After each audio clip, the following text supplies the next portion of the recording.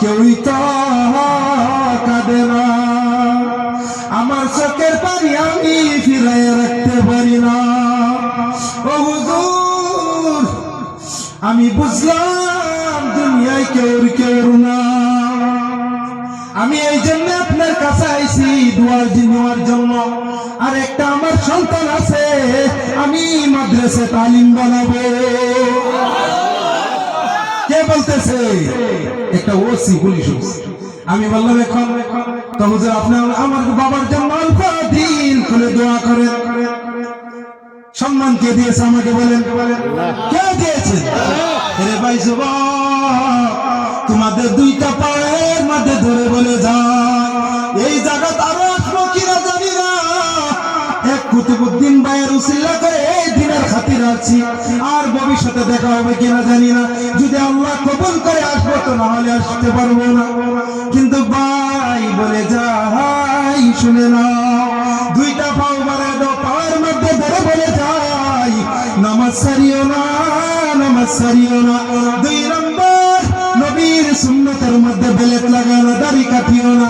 3 নম্বর, মা বাবার খেদমত করিও, মা বাবাকে কষ্ট দিও না। কে কে 3টার মধ্যে রাজি আছো? আমার মাওলা পাকে 2টা হাত উঠায় দেখো। নারে তাকবীর। তুমি কবুল করেন আল্লাহ। হাত উঠাও, হাত উঠাও। আল্লাহ, এই নাহারগাঁও মুমিন যুবক ভাইদেরকে তুমি কবুল করো না। আল্লাহ, এদেরকে তুমি মাফ করে দাও। ও মালিক, আমি মুসাফির, এনাদেরকে বলতেছি আল্লাহ, এদেরকে সুন্নতের উপর আমল করার তৌফিক দান করো। যুবক ভাই, তোমার আমার জন্য নবী এখন মদিনায় বসে বসে কাঁদতেছে শুয়ে শুয়ে। কেমন নবীর উম্মত, যে নবী জান্নাতে যাইবে না যতক্ষণ পর্যন্ত একটা উম্মত না জান্নাতে যাইবে। সেই নবীর জন্য জান দেওয়ার জন্য রাজি আছো না? আছো? আল্লাহ কবুল করো। আমি জোরে বলেন আমিন। আমার ভাইয়েরা, বন্ধুগণ, আমি বেশি আর সময় নিব না, শেষ করে দিব। ও ভাইজান, ও আল্লাহর গোলাম, যুবক শুনে নাও। ওই পুলিশ অফিসার, ওই কথা বাদ দাও, 2-3 সপ্তাহ আগের ঘটনা বলি। আমাদের লাহারিঘাট সমষ্টির এমএল নজরুল মিনিস্টার আসামের খাদ্যমন্ত্রী ছিল, তার বর্তমানে এমএল লাহারিঘাটের। ওই এমএল সাহেব, আমি বয়ান করতেছি, এমএল সাহেব এসে বসে গেছে। আমি দেখি নাই, চিনিও নাই কোনদিন। ঘটনার বলতেছি, আল্লাহ কেমন সম্মান দিয়েছে আমাকে কোরআন ও হাদিসের খাতিরে। ওই এমএল বসে 5 মিনিট হয়ে গেছে, বয়ান শুনে কান্না করে। আমি বয়ান ছেড়ে দিয়েছি। ছেড়ে দেওয়ার পর এমএল আছে আমার কাছে সেলফি আর হাত ধরে বলে, হুজুর বয়ানটা বহুত শুনেছি, কিন্তু আপনার বয়ানের মতো না। এটা শোনার জন্য বলে নাই, আমাদের জন্য বলতেছি, কোন অহংকারী না, আল্লাহর কসম। যখন এমএল বলল, ও মুফতি সাহেব, আপনি আপনার নম্বরটা দেন আমার কাছে, কোনো যদি অসুবিধা হয় আমাকে টেলিফোন করে জানাবেন। এই যে বলে এমএল, আমি কোনোদিন বলি নাই তুমি আমাকে সম্মান করো, অথচ এ যুবক কিসের দুনিয়ার মধ্যে তুমি পড়ে গেছো? তুমি এমএল কে ফোন দিবা 10 বার, রিং রিসিভ করবো কিনা সন্দেহ লাগে।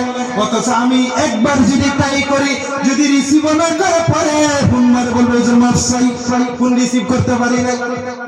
এমন বহুত ঘটনা হয়েছে। হে আমার ভাই যুবক, আমি এই জন্যই বসলাম যে সময় তোমাদেরকে শোনাইলাম, তোমরা নবীজির সুন্নাত ছেড়ো না। ছাড়বেন? ছাড়বেন? ছাড়ে না যুবক। মা বাবাকে খেদমত করবা।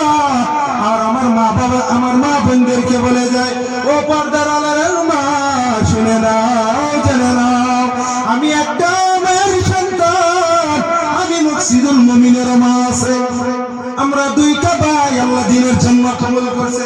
3টা বলে আলিমা হইছে, আলহামদুলিল্লাহ, আল্লাহর শুকর।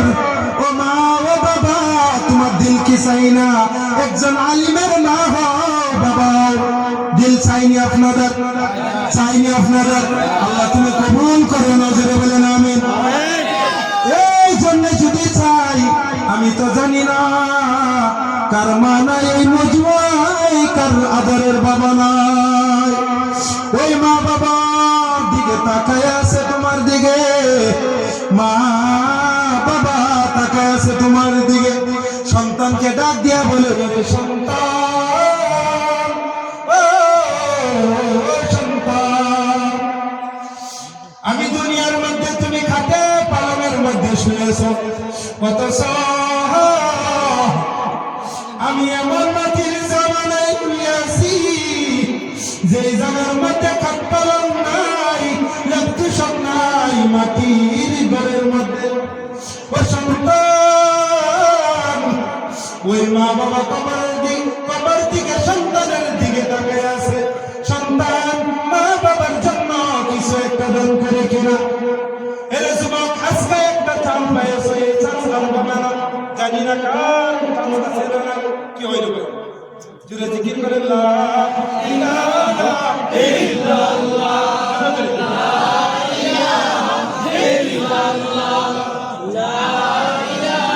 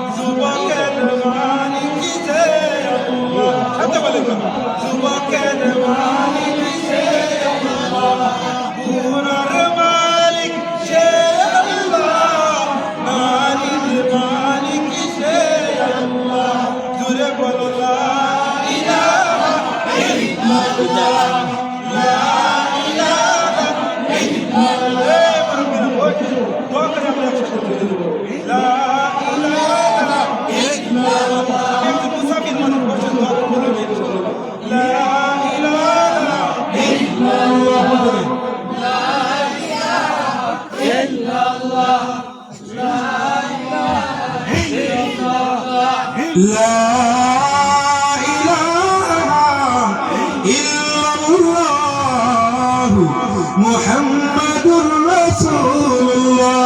এরাই জান্নাতেরামা। ওই মা বাবা কবরের দিকে তাকায়, কবর দিকে তাকায় আছে সন্তানের দিকে, সন্তানের হাতের দিকে। ওরে সন্তান কি দোয়া করো জানি না, অথচ সন্তান শুনিয়া